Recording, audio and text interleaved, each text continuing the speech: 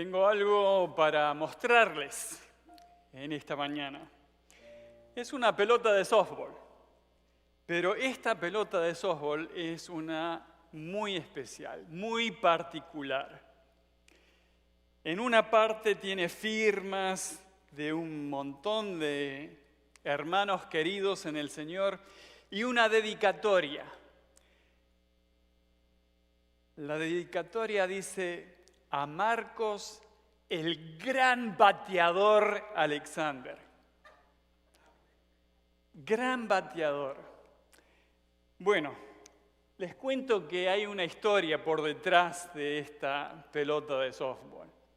En nuestro primer pastorado, habíamos terminado nuestros estudios en el seminario acá en Fort Worth, en el seminario de Southwestern.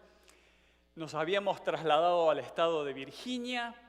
Y en el estado de Virginia, donde Karen estaba haciendo estudios de posgrado en la Universidad de Virginia, conseguimos un pastorado doble, 2 iglesias rurales de campo que entre las dos podían sostener un pastor. En ese primer pastorado decidieron durante el verano hacer una liga de softball, una liga entre todas las iglesias. Y como eran iglesias pequeñas de campo, jugaban todos, jugaban los adultos, los niños, las mujeres, los niños, los hombres, todos. Y obvio tenía que jugar el pastor. Bueno, ustedes me conocen, me crié en la Argentina, yo no aprendí tanto a jugar al softball, al béisbol. Sí aprendí, mi papá se encargó de que por lo menos tuviera un bate, que aprendiera algunas cosas. En la secundaria, sí, durante la gimnasia teníamos que hacer algo, así que algo sabía. Pero les aseguro que en esa liga yo era el peor. Cada vez que me ponía a batear, cero, nada. Nunca conectaba con la pelota. Y los hermanos me alentaban y gritaban: ¡Pastor, dele, con fuerza! Hasta pusieron una tarde especial de ensayo, de práctica, solo para el pastor, a ver si le enseñaban al pastor cómo batear. Nada, ni con eso.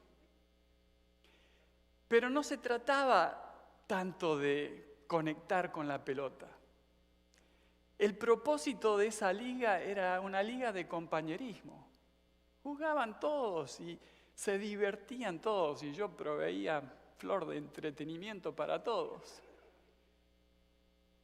Pero aprendí algo muy importante, que ser fiel a ese equipo y la fidelidad en ese equipo no se basaba en el éxito mío, no se basaba en logros de corto plazo, que la fidelidad se establecía con las relaciones y el amor que Dios producía dentro de esa congregación. Hay un pasaje muy conocido en el libro de Hebreos.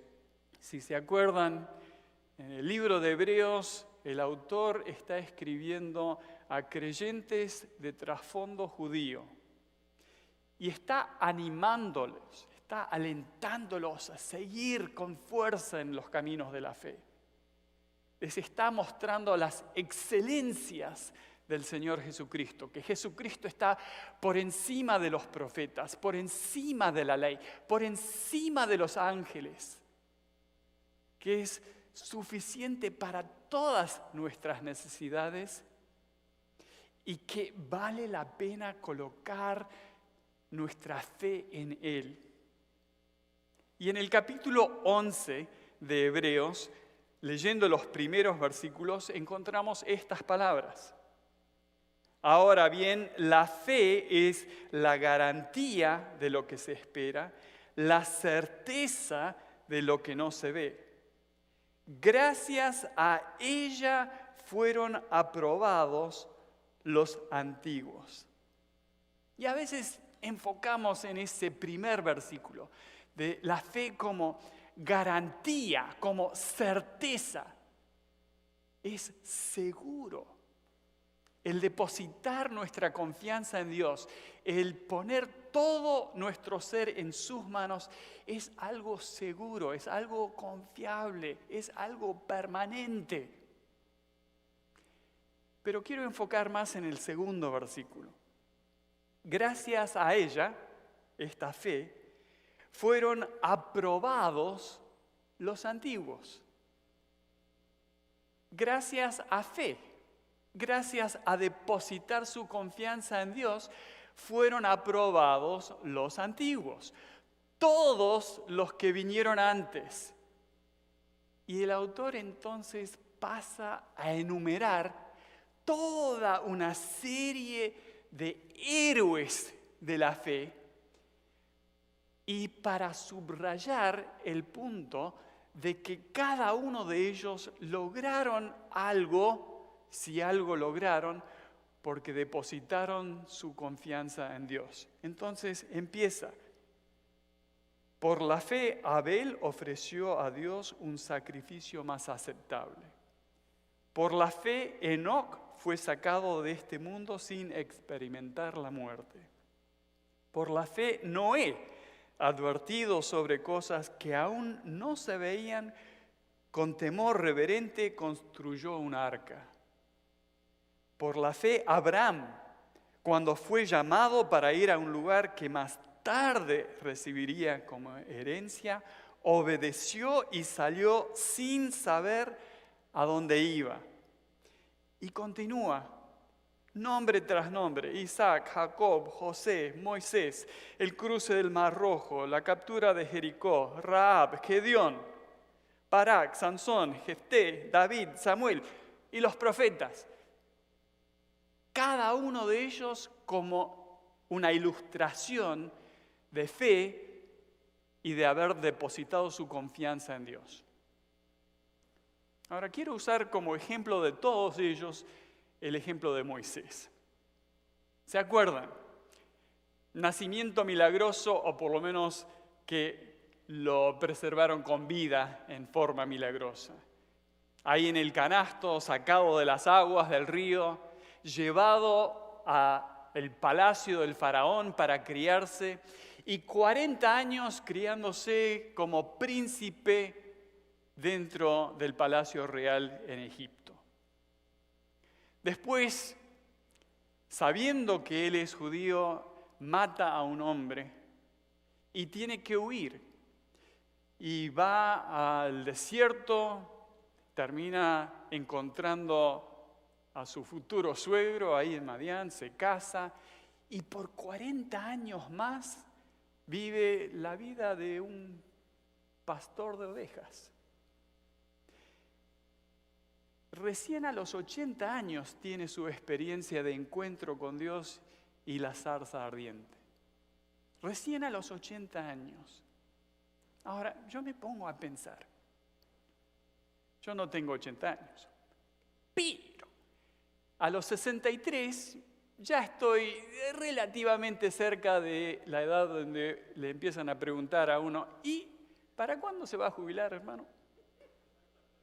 Entonces uno de alguna forma capta la idea de que tiene que estar pensando algo acerca del futuro y cómo va a ser la vida de uno a jubilarse. Moisés habrá pensado de esa forma, 80 años, relativamente satisfecho, tiene tarea para hacer, pastorear ovejas. Supongo que después de 40 años aprendió a hacer la tarea bastante bien. Tenía familia, esposa, hijos. Uno podría decir a los 80 años que él podría haber dicho: podría vivir el resto de mi vida tranquilo así. Ovejitas, los niños, los nietos. En la Argentina diríamos un matecito. Y sin embargo, Dios lo llama a los 80 años a emprender algo completamente nuevo. De ser el líder de un pueblo, de sacarlos de Egipto y de llevarlos a la tierra prometida. A los 80 años. Algo completamente nuevo. confieso que este pasaje me hace temblar. Porque pensar en algo completamente nuevo, aún a mi edad, ya me hace temblar. Uno de alguna forma se vuelve cómodo con las cosas y cuando las cosas cambian, ya sea por pandemia o lo que sean, esos cambios, tener que cambiar de lugar, estar acá, nuevo horario de escuela dominical, los cambios nos sacuden, nos mueven el piso. Y sin embargo, aunque recordamos que Moisés se quejó y que puso peros cuando Dios lo llamó, terminó obedeciendo, obedeció, fue instrumento de Dios para librar al pueblo de su esclavitud en Egipto y de ir camino a la tierra prometida. Entonces llego a esta conclusión. Evidencia en Moisés. No dudes de confiar y obedecer a Dios en algo nuevo. No dudes de confiar y obedecer a Dios en algo nuevo. El pasaje continúa aquí. Nuestro autor de Hebreos nos da toda esta lista de héroes de la fe y muchos de ellos los reconocemos como tales y decimos, bueno, fueron héroes de la fe, confiaron y Dios los bendijo. Vieron la mano de Dios obrar en sus vidas. Y es cierto, pero al final de ese capítulo 11 encontramos estas palabras. Estoy leyendo a partir del versículo 36. Otros sufrieron la prueba de burlas y azotes e incluso de cadenas y cárceles. Fueron apedreados, aserrados por la mitad, asesinados a filo de espada, anduvieron fugitivos de aquí para allá, cubiertos de pieles de ovejas y de cabra, pasando necesidades, afligidos y maltratados. El mundo no merecía gente así. Anduvieron sin rumbo por desiertos y montañas, por cuevas y cavernas. Aunque todos obtuvieron un testimonio favorable mediante la fe, ninguno de ellos vio el cumplimiento de la promesa. ¡Ay! Ninguno de ellos vio el cumplimiento de la promesa. ¿Cuál era la promesa? Bueno, parte de la promesa era obviamente el Mesías. Pero fíjense en las promesas que no vieron. A Abraham se le prometió una tierra prometida. La llegó a ver, pero en toda su vida él fue simplemente un peregrino en esa tierra. Se le prometió una gran descendencia. Llegó a ver a Isaac.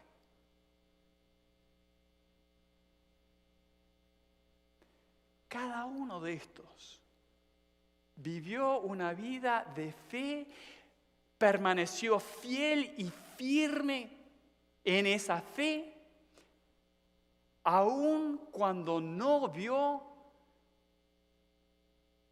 el resultado de la promesa. Aún Moisés, después de volver a Egipto a los 80, sale con el pueblo de Israel y ¿qué le toca? 40 años más en el desierto. Llega hasta la frontera de la tierra prometida, pero no llega a entrar. La llega a ver, pero no a entrar. ¿Cómo pudieron hacerlo? Por fe. Porque la fe también los mantuvo firmes, aun cuando simplemente vislumbraron de lejos la promesa. En el 2011 nosotros estábamos terminando nuestro tiempo en la Argentina.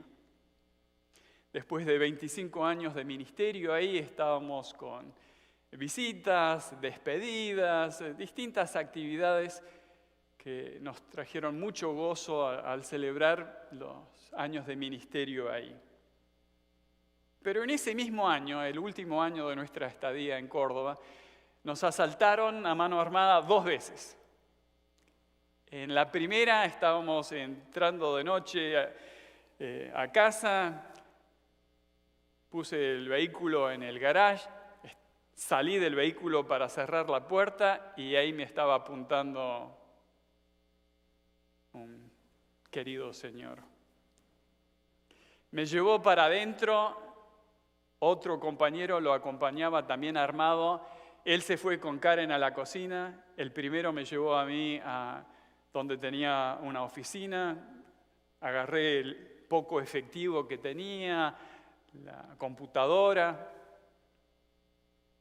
Cuando bajamos otra vez a la cocina donde estaba Karen, el primero o el otro le dice al que me acompañaba a mí, no me quiere dar el anillo.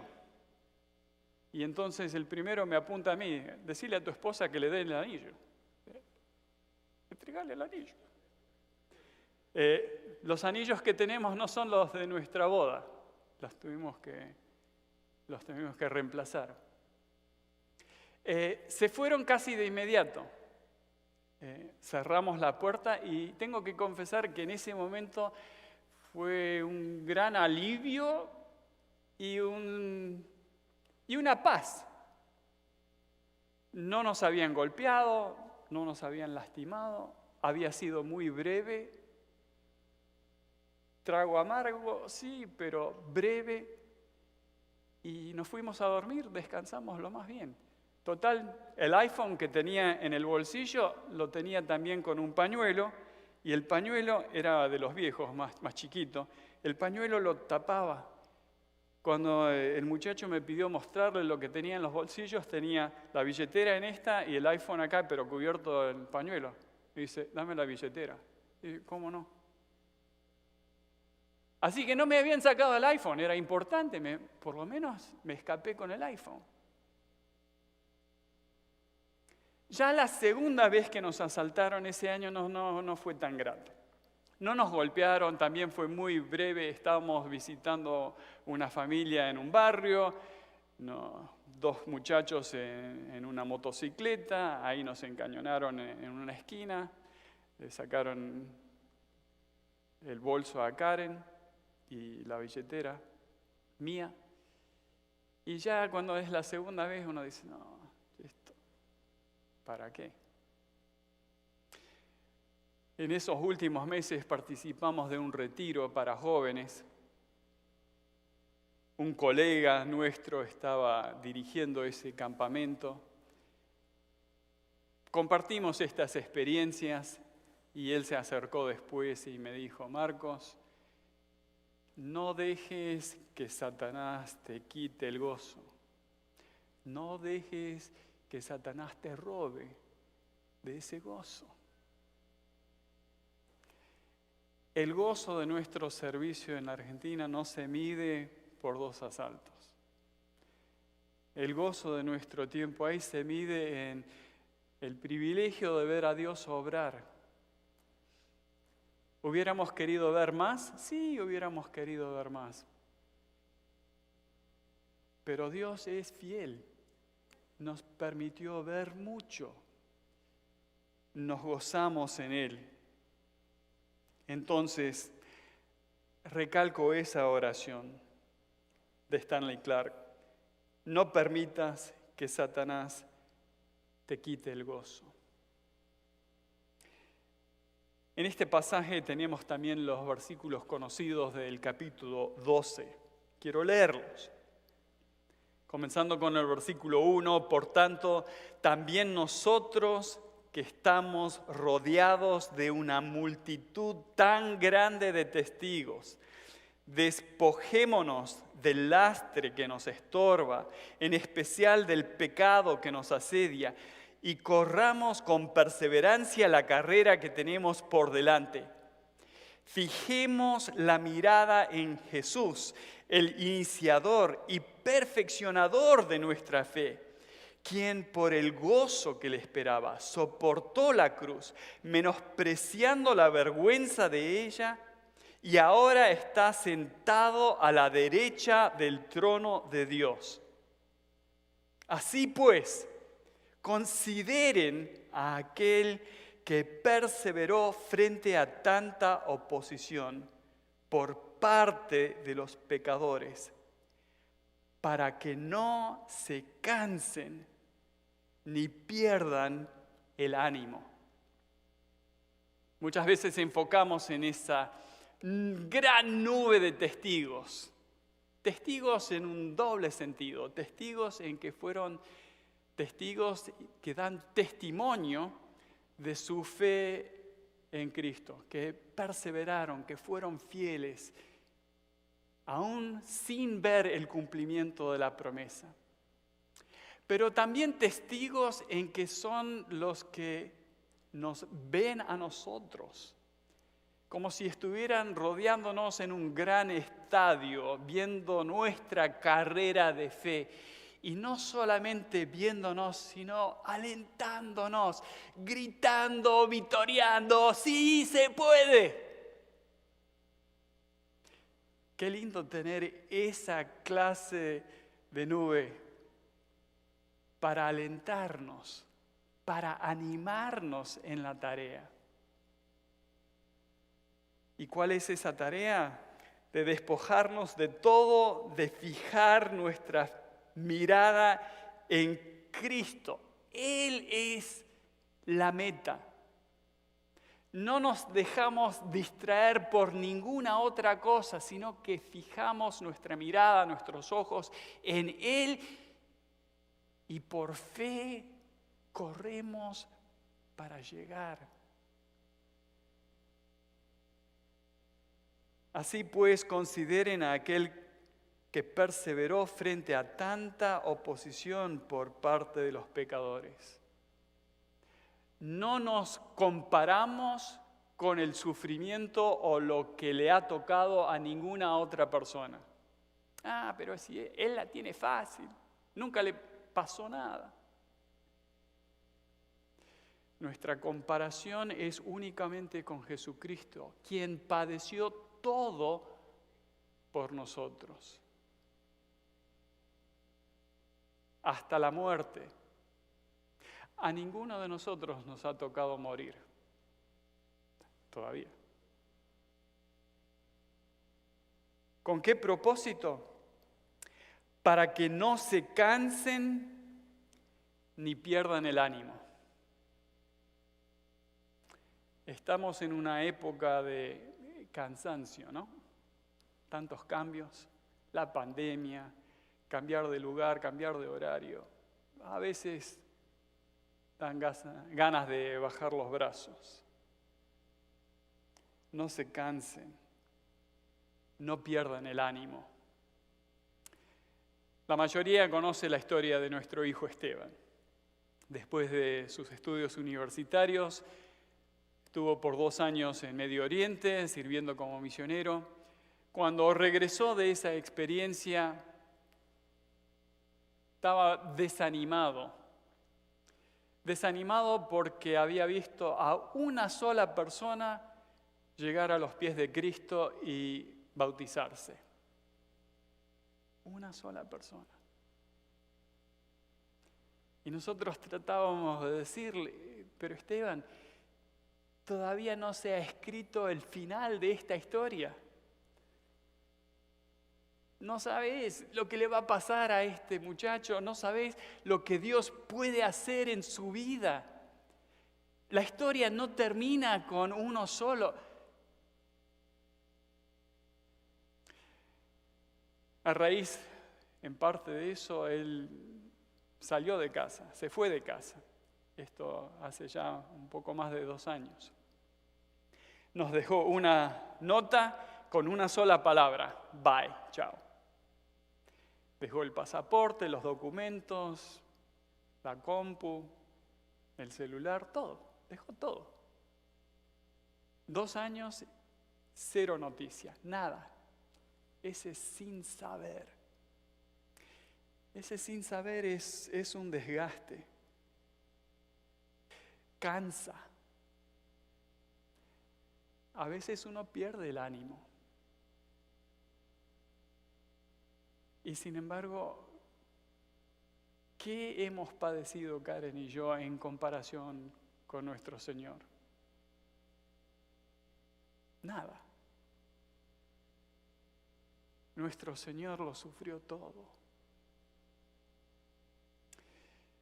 David Platt, pastor, ha sido el presidente de nuestra Junta de Misiones, escritor, escribió el libro Radical, buen libro, se los recomiendo.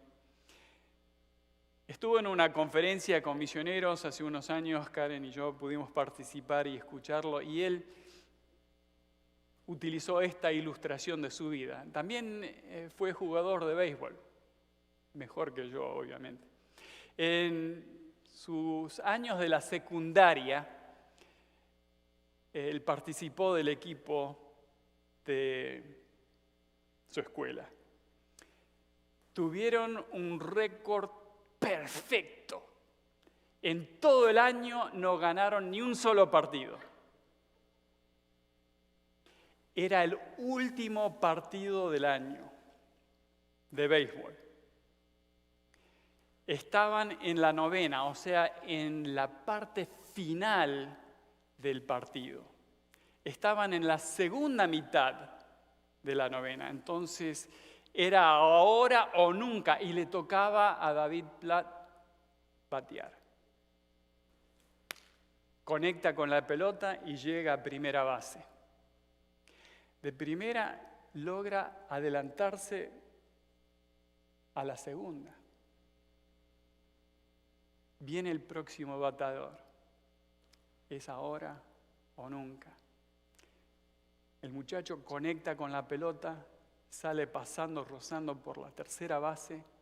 Y David Platt se detuvo en ese momento del relato para decir esto. En ese momento yo podría haber hecho 2 o 3 cosas. Dice, ahí en la tercera base estaba mi entrenador de la secundaria. Estaba haciendo así. O sea, corre. Y la verdad, este hombre había tenido un gran impacto en mi vida. Yo me podría haber detenido ahí en ese momento tan glorioso y haberlo saludado y abrazado y gracias por todo lo que has hecho en mi vida. Pero obviamente no hizo eso.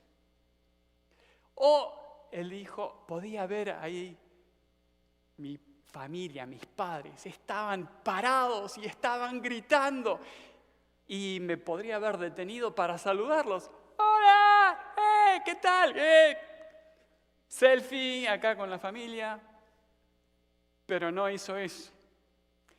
Dice, fue un partido largo, también ya me estaba dando hambre, venía el olorcito fragante de algún stand ahí. Me podría haber detenido para comer algo. Pero no. ¿Por qué no?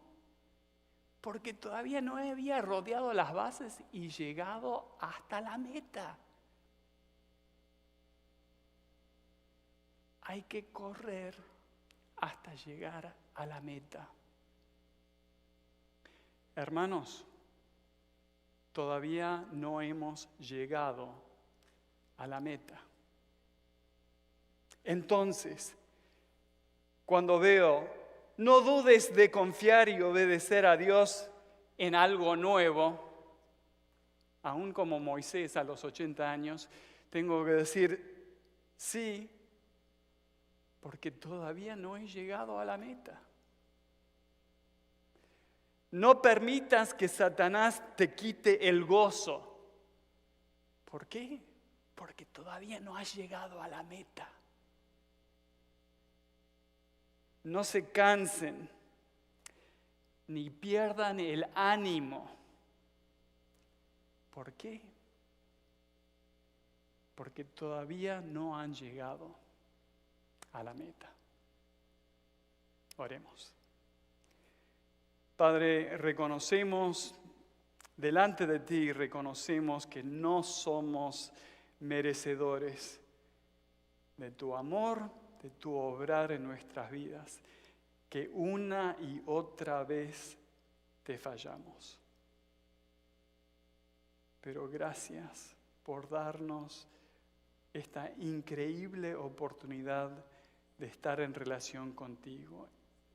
Y ayúdanos, infúndenos de tu poder y del aliento que solo tú nos puedes dar para fijar nuestros ojos en ti y no darnos por vencido hasta llegar a tus brazos, hasta llegar a la meta. Te lo pedimos en el nombre de Jesús. Amén.